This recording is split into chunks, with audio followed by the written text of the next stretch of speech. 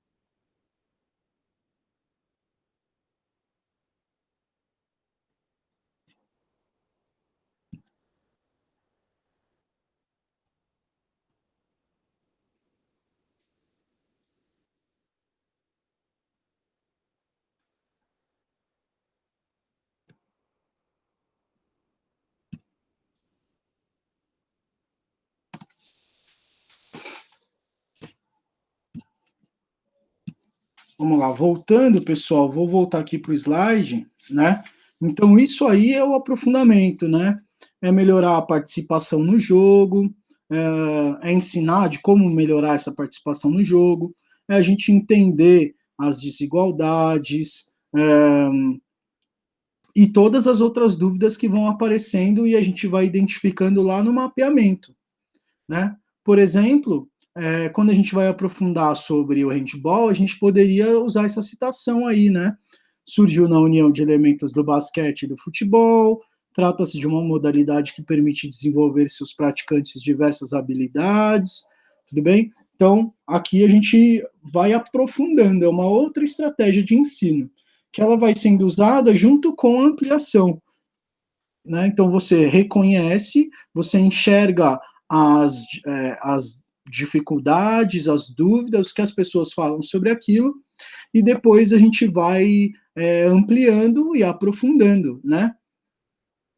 Para saber mais do que a gente sabia antes, para a gente tirar aquelas dúvidas, né? Como que a gente vai aprofundando e ampliando, solicitando pesquisas, trabalhos, levando as pessoas para passeios, trazendo convidados, fazendo entrevistas, vídeos, assistência de jogo, que são questões que estão aqui, inclusive, na questão do ENAD, ó,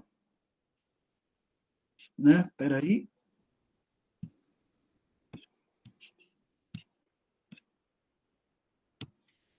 Que está aqui na questão do ENAD, ó. O currículo cultural requer atividades que permitam lidar melhor com a heterogeneidade, blá, blá, blá, assistência de vídeos, modos variados de participar das vivências corporais, construção de blogs, registros escritos, pictórios, fílmicos, né, filmes, imagens, fotografias, análise de textos, tudo bem? Então, isso é o que vem depois do mapeamento, seria o aprofundamento e a ampliação.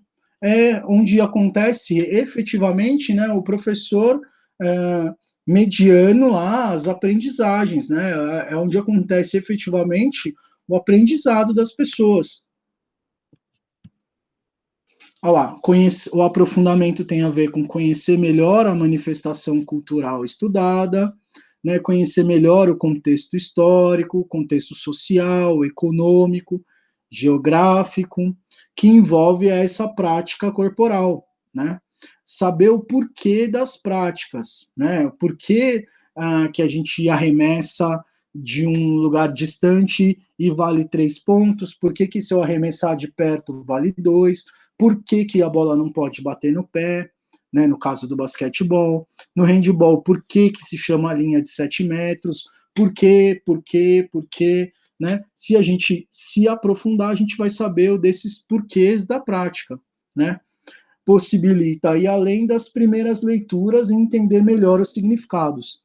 Tem a ver com a ideia da gente reconhecer aquela cultura de chegada dos alunos, só que aprofundar sobre essas questões, ampliar essas questões. Então a gente não desconsidera aquilo, né? Mas a gente pega aquelas primeiras leituras e vai aprofundando e vai ampliando, tudo bem? Então, mapeamento, aprofundamento e ampliação são procedimentos didáticos, são encaminhamentos didáticos muito importantes, tudo bem?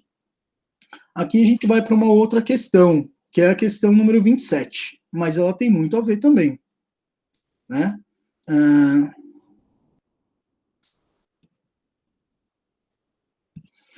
Olha lá.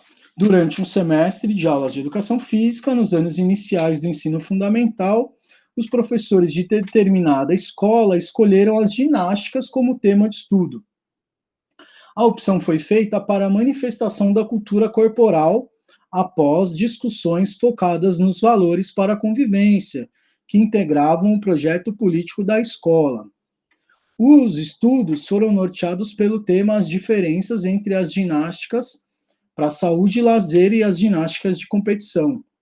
Nas modalidades ginásticas para saúde e lazer, foram estudados os alongamentos, as corridas e as caminhadas. Hidroginástica, ginástica de academia, aeróbica e musculação.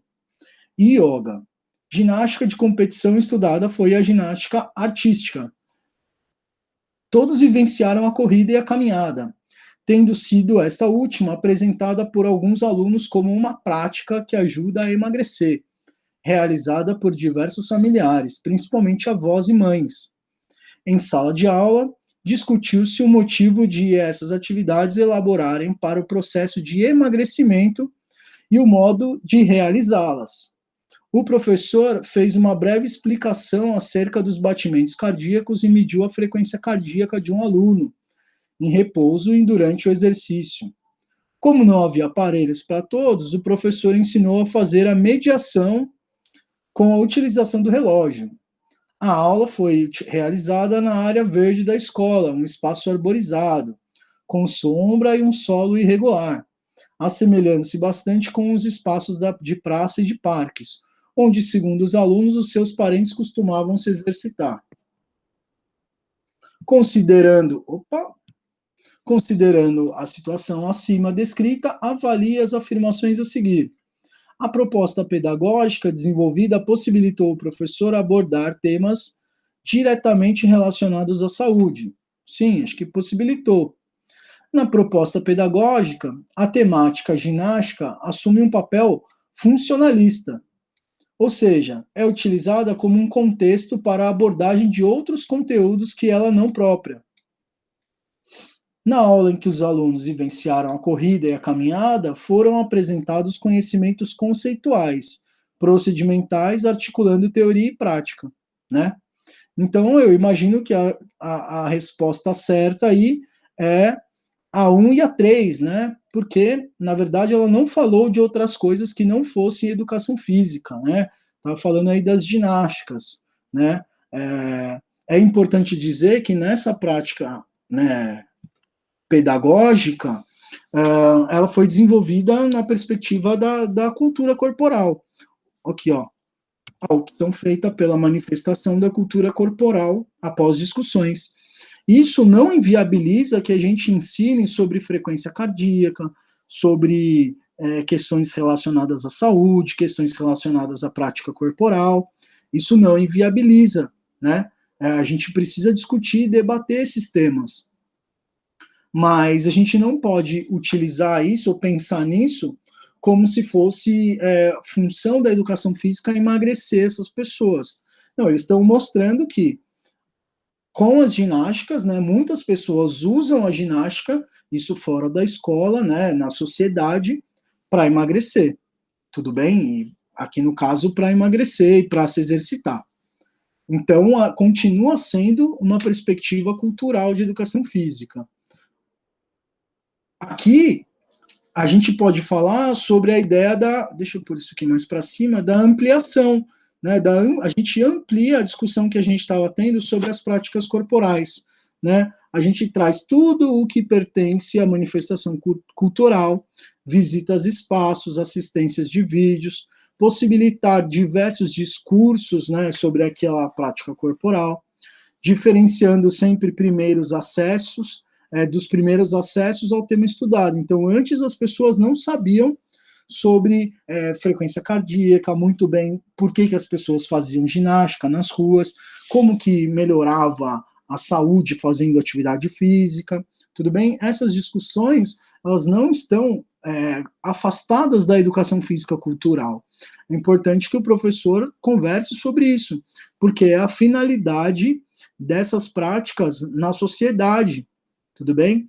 O que não dá, de novo, repito, é dentro da educação física o professor ficar colocando ginástica para as pessoas e as pessoas lá fazendo, transpirando, para que elas se tornem mais saudáveis, né? A proposta da educação física cultural não é essa, né? É entender a ginástica na cultura, entender a ginástica de musculação, a aeróbica, a yoga, a ginástica da praça, né? Dentro da cultura, tudo bem?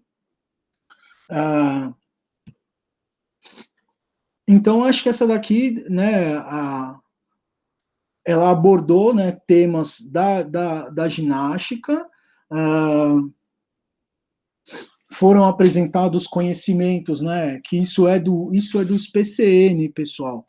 Provavelmente não cai mais no ENAD, mas é importante que a gente saiba, né, procedimentos com conhecimentos conceituais, né, é muito explícito isso, são conceitos. Então, frequência cardíaca é um conceito, né?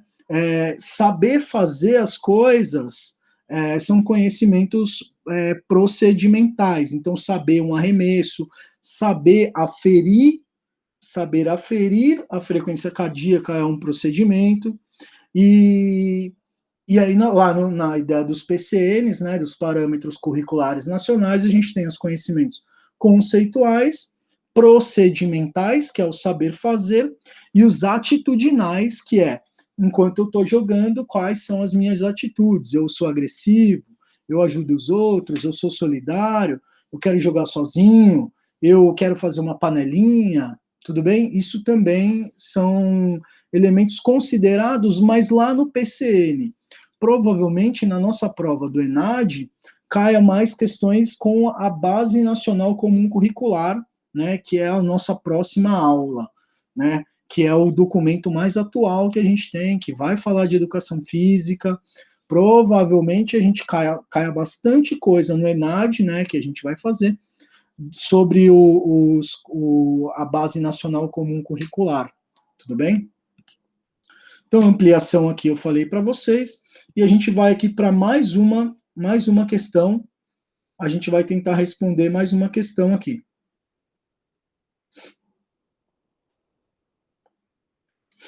Vamos ver aqui. Olha lá. É uma tirinha, né, da Laerte, de 2010, e vai falar assim, ó. A menina jogando futebol, nananã, deu um chapéuzinho, você vai fazendo uma leitura, né? Aí o menino vai chutar, ela tira a bola. Chega uma hora que o menino, né, parece que é o menino, que tá aqui carequinha, tira a bola da menina. Futebol é jogo de homem, né? E aí vamos ler. A partir da interpretação da charge, avalia as afirmações. A educação física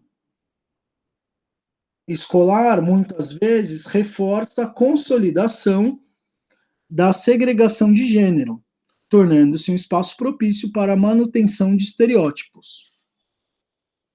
O que é o estereótipo, né? O estereótipo é quando a gente cristaliza, a gente cria um tipo que é um tipo universal, tudo bem? Então, por exemplo, o estereótipo de alguém que faz musculação é alguém muito forte. O estereótipo de um homem que faz musculação, né, o estereótipo pode ser de alguém que não é muito inteligente, que treina mais o corpo e menos a mente. Estereótipo é quando a gente são identidades, né? São identidades congeladas, cristalizadas, são preconceitos que a gente tem em relação à identidade das pessoas, tudo bem? Então vamos ver. A adoção de abordagens críticas na educação física reforça a segregação de gênero nas aulas e a manutenção de estereótipos socialmente consolidados. Então, estereótipos socialmente consolidados, uma educação física crítica. Ela reforça? Poxa, se ela é crítica, ela não deveria reforçar, né? Se ela é crítica, é sinal de que o professor faz uma análise das relações de poder, né, no caso das relações de gênero nas aulas dele. Então, ela não reforça. O reforço da segregação de gênero nas aulas de educação física tem como base aspectos históricos e culturais, que encontram sustentação em parâmetros maturacionais e de aptidão física. Muito boa o excerto, né? Vamos ler de novo aqui. O reforço dessa segregação, né, o reforço desse estereótipo, ela tem uma base nos aspectos históricos e culturais. Sim, pessoal, aspectos históricos para a gente entender, até a década de 80, as mulheres não podiam, né, por lei, jogar futebol. Tinha uma lei que falava que as mulheres não podiam jogar futebol, né? Eu não lembro bem a data, mas por exemplo, a gente tem aí até a década de 70 a proibição da capoeira, né? Dizendo que as pessoas que faziam capoeira eram os vadios, né? Eram aqueles que não trabalhavam, eram aqueles que conspiravam contra o governo, eram os vadios, né? Era o grupo marginalizado. Então, historicamente, com certeza, a gente explica essa segregação, né? Que encontra sustentação em parâmetros maturacionais, né? A sustentação em parâmetros maturacionais e de aptidão física. Então, os meninos, logicamente, jogam melhor do que as meninas, né? Não todos, nem sempre, a maioria deles sim, por conta da aptidão física, mas porque também não, mas sobretudo porque sempre foram incentivados a fazer essa prática, sempre foram incentivados a jogar, sempre foram incentivados a correr, a pular, a cair, se machucar e não chorar, tudo bem? Então, que encontram sustentação em parâmetros maturacionais e de aptidão física. Vamos ver lá, é correto o que se afirma em apenas a 1, 2, 1 e 3, 2 e 3, 1, 2 e 3. Então, ela não encontra sustentação em parâmetros, não, melhor, ela encontra sustentação em parâmetros de aptidão física, né? Ela encontra, então a gente reforça essa segregação porque, de uma forma geral, né, por conta do estímulo do meio, os meninos, de forma geral, jogam melhor do que as meninas, né? Então aí a gente colocaria a questão 1 e 3, né? Elas encontram sustentação ali. E o que a gente está fazendo quando a gente debate esse tipo de questão, né? Que é a questão que vai tratar sobre gênero nas aulas de educação física. É uma questão muito importante, muito central. Vocês precisam estudar bastante isso sempre cai na prova do ENAD. É importante dizer, né, que a questão de gênero, cada vez mais a gente defende a equidade, que as mulheres, né, e outras pessoas, né, que não se identificam como meninos ou como homens, que eles também tenham acesso a práticas corporais dentro da aula de educação física, que eles possam jogar, que eles possam participar de uma forma equinânime, né, que eles possam sugerir as práticas, que a gente, por exemplo, sabe que todos eles, né, estou dando um exemplo, né, na nossa aula, eles não gostam, ou as mulheres não querem futebol, e elas querem dança, se eu der outro esporte, eu estou promovendo justiça curricular, né, eu estou promovendo equidade nas minhas aulas. Eu imagino que não, né? Então a gente faz esse revezamento das práticas corporais para que a gente dê acesso a todo mundo, a todas as pessoas que estão lá dentro, né? Então provavelmente, se as meninas quiserem um outro tipo de esporte e eu ficar só no esporte que algumas lá não se dão bem, eu estou reforçando essa segregação, né? Eu estou reforçando essa ideia delas não participarem. Tudo bem?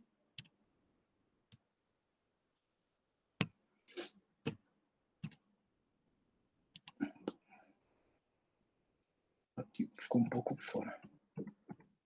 Aqui. Então, ó, problematizações de gênero. O que a gente faz é, olha, tradicionalmente a educação física valoriza as capacidades e habilidades envolvidas nos jogos, nas quais os meninos são mais competentes. Assim, é necessário repensar a atuação do professor em dois aspectos. Primeiro, as meninas devem ser dadas oportunidades de se apropriarem dessas competências em situações em que não se sintam pressionadas, diminuídas e que tenham tempo para adquirir experiências. No segundo lugar, com a incorporação das atividades rítmicas e expressivas às aulas de educação física, os meninos poderão também desenvolver novas competências, né? Então, se a gente coloca outras práticas, práticas corporais que as pessoas que nem sempre participam, a gente também acaba afetando positivamente quem só queria fazer futebol, porque essa pessoa que só queria fazer futebol acaba aprendendo uma outra competência, acaba aprendendo uma outra prática corporal, outros conhecimentos. Tudo bem? Então, isso é muito importante, né? Problematizar gênero nas nossas aulas é algo, né, importante.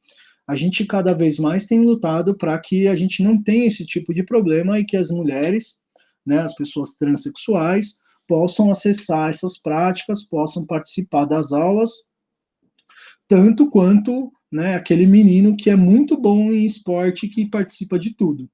Tudo bem? Então aqui também ele dá a pista de que a gente pode incluir atividades rítmicas e expressivas, né, que são socialmente é, é, mais praticadas pelas mulheres. Tudo bem? Socialmente. Não quer dizer que é uma regra, não quer dizer que isso foi feito para ser praticado por mulheres. Socialmente, a gente acabou colocando as coisas dessa forma, como futebol, por exemplo, é para menino e dança é para menino. Isso é uma convenção social, isso é arbitrário, isso nem sempre foi assim, e isso não precisa ser assim. Um grande exemplo que eu dou é que nos Estados Unidos, o futebol que a gente joga, né, que a gente conhece, que a gente vê na TV, lá eles chamam de soccer, é um esporte predominantemente feminino, né, um esporte para as mulheres, né, de forma geral, predominantemente feminino. Tudo bem? A gente vai aqui para uma outra atividade que a gente vai falar de avaliação. Tudo bem? Então vamos ver.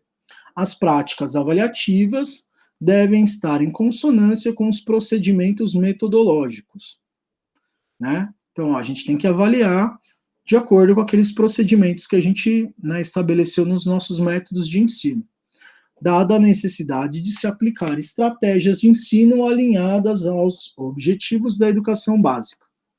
Com base em uma perspectiva crítica, lá de novo, uma perspectiva crítica acerca do ensino da educação física, a avaliação deve considerar, né? Então, ó, eu estou pensando aqui em uma educação física crítica. Provavelmente vai falar de cultura corporal, tá? Vamos ver. A seleção e a classificação dos estudantes por meio de testes. Então, com base numa perspectiva crítica, a avaliação tem que considerar, tem que ser uma perspectiva de selecionar e classificar os estudantes com testes? Acho que não, né?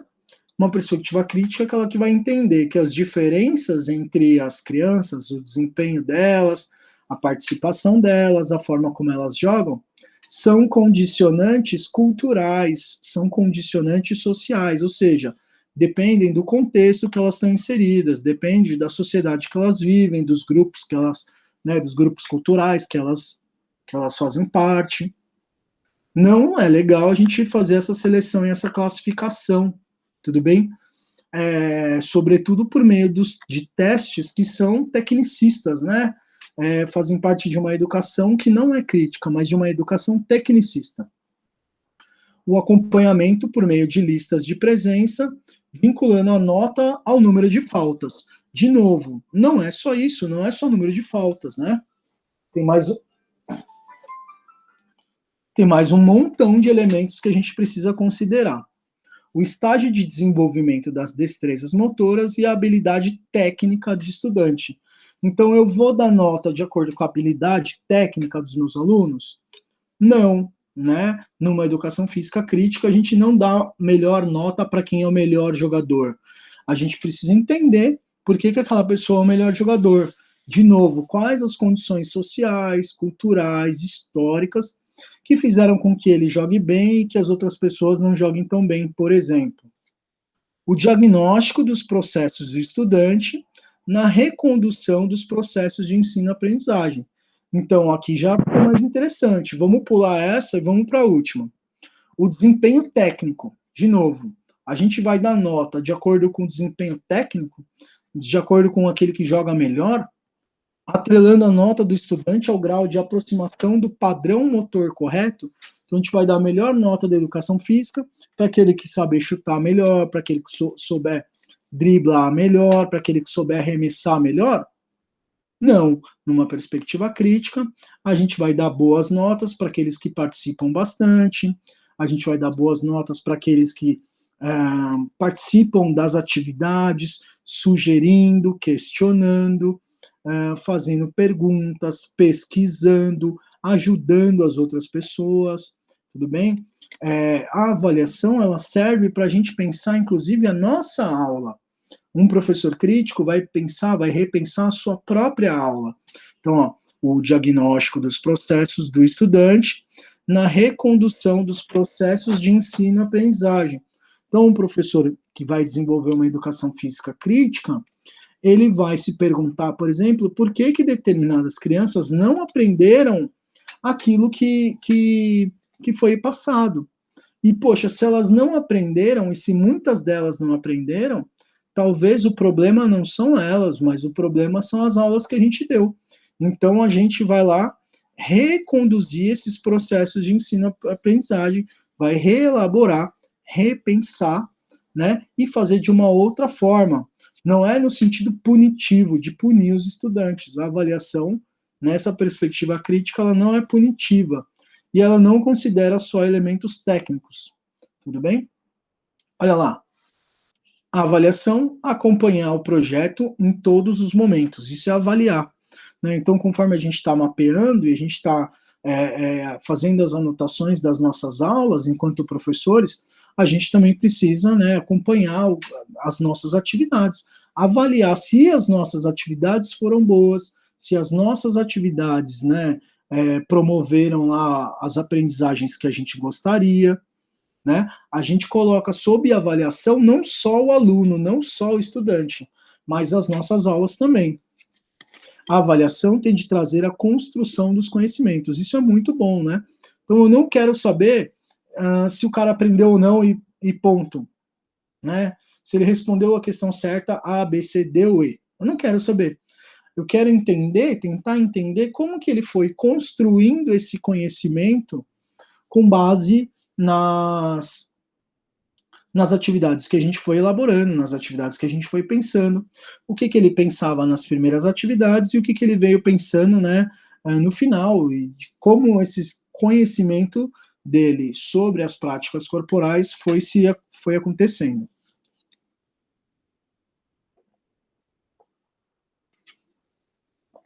Outra coisa muito legal não estabelece padrões do que devem ser, para que possam ter conceitos atribuídos.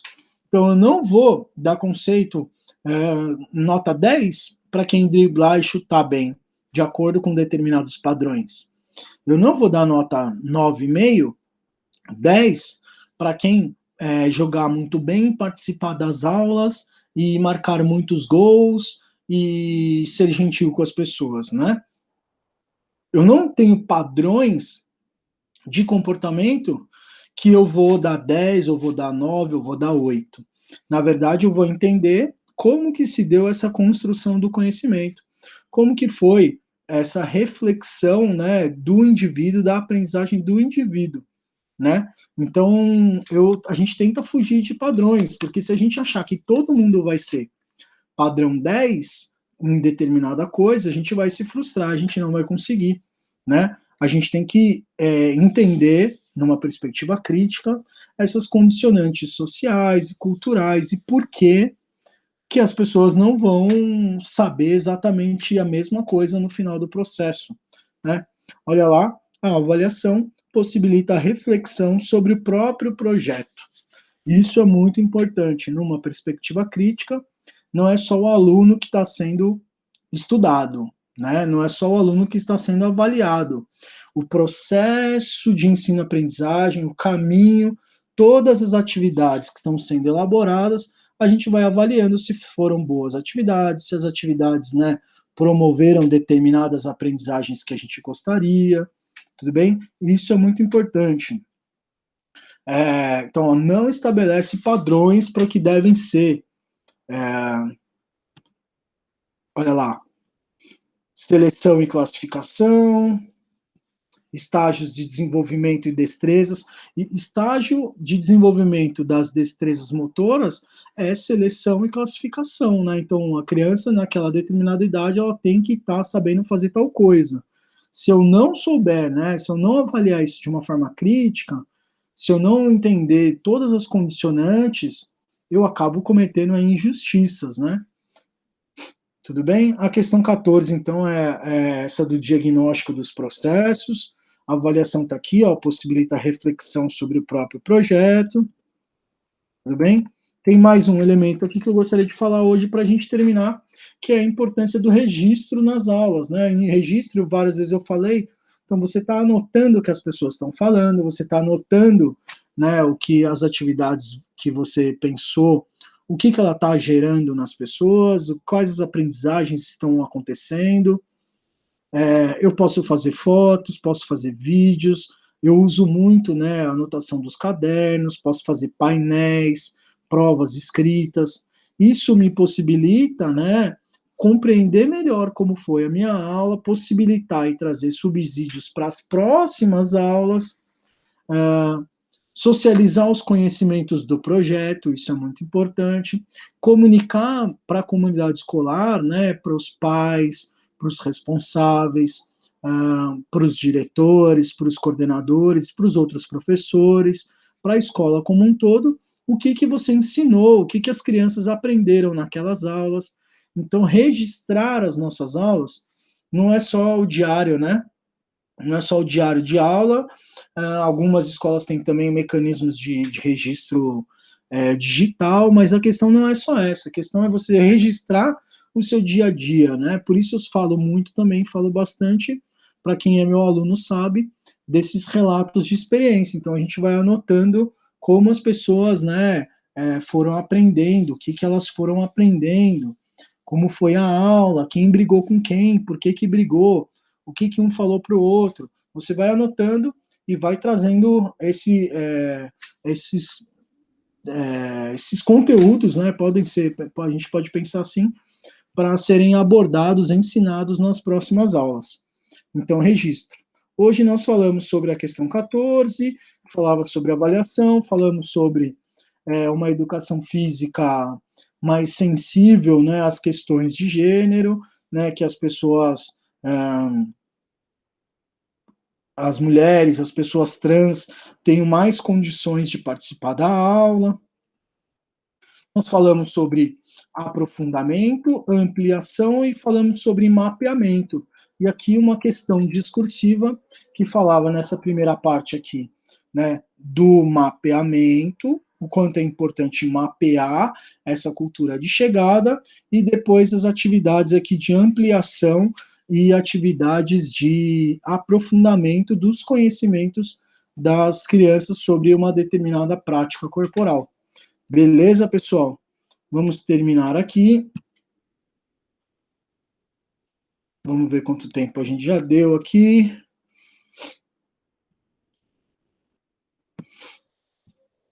Então, eu vou deixar essa aula disponível. Se vocês tiverem alguma dúvida, é só vocês me mandarem no e-mail, Pedro Boneto, arroba, não tem ponto, tá?